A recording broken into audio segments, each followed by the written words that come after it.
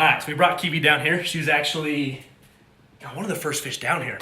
So Kiwi is my Fahaka Puffer. We've actually got this new Royal Pleco in here I haven't shown you before. I wanted to give you an update on this tank. We got her into her forever home. She's loving it. Things are looking great. Let's give you the rundown.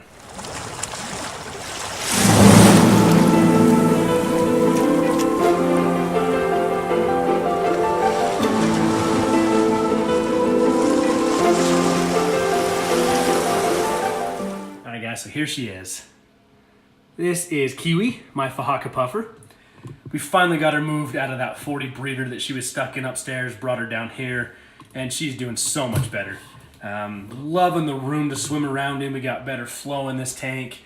She's looking great. She had a nice meal of shrimp today, and she's loving life. Now, one thing I haven't shown you, though, is this big guy. Guys, check this out. This guy's huge. So this is a Royal Pleco. I found him in a local fish store here near Salt Lake City, and I couldn't pass him up. Dude, I've never seen a Royal Pleco this big, and I just had the thought of, I bet you once I get Kiwi down into the 125, I could house the Pleco with her and everything would be okay. So far, they've been good together. They were just kind of squabbling right before I got the camera over here. But so far, they're doing great. They tend to leave each other alone. There's enough shrimp and clams to go around that neither of them starve. So I also have the guppies down in here that were in the 40 breeder with Kiwi. They're doing great. They're loving life. I actually got fry in this tank. I couldn't believe it. I came down. There's one just cruising around right down here right now. You can see him. Came down and there was a brand new batch of fry. So I kind of got that idea from Aquarium Co-op with his Mabu Puffer. Put some guppies in here. She leaves them alone. They clean up after her and things are great. So let's kind of give you a backup view here. So again, this is a 125 gallon tank. It is 6 feet left to right, so 6 feet long, 18 inches front to back, and it's about 22 inches tall. So it's a great tank. It's, we are going to add in the drip system to this tank that's getting finalized here shortly. So we have it drilled up in the right-hand corner here for an overflow pipe. I also have a wave maker in here. This is just a Jabal wave maker. To give extra surface agitation, also this helps circulate this entire tank.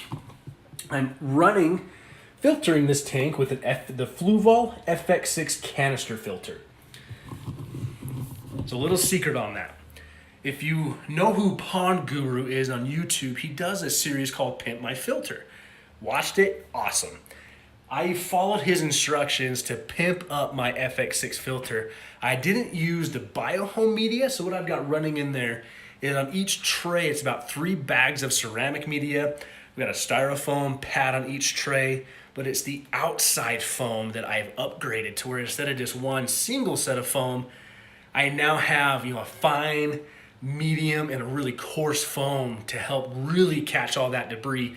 And when I get the auto water change going or the drip system going, this tank should just stay pristine. And with the stocking in the tank, yes, it is, heavily stocked, so to say, because of the food I'm feeding. Kiwi eats a lot. I got a big pleco pooping a lot. I got guppies running around. That FX6 will handle that no problem. I've got plenty of filtration going. So what I did do, though, is I did change out the ribbed hose that comes with the FX6, and my only reason I did it is this FX6 I got used. It actually came with this tank when I bought it, and it looked old, looked a little run down, made me nervous. So I just went online and I found some nice rubber pond, they call it pond tubing, pond hose, and I built up my own intake and output. So I did use the strainer, and this is this 1-inch black PVC pipe. Of course, I couldn't get the black in this one connection here. It's just a barbed hose adapter. 2 90s thrown together, over the lip, down, and this intake was actually just the right size to shove up into the 90 elbow and make a secure fit. Now on the output, same thing. 2 90s over the tank, barbed connector, and just another 90 pointing in the tank just to add that. I'm running a JBJ heater in here. It's an 800 watt heater.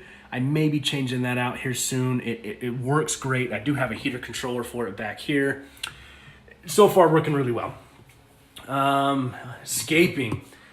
All right, if you watched me make a fool of myself, this is the ghost one that I unboxed from Houston Manzanita. This tank absolutely dwarfed that piece, but I love the simplistic look in this tank. You know, there's not a lot going on. It looks fantastic. I do have one of those lava rock air stones to add more surface agitation. Put some river rock in here to add some.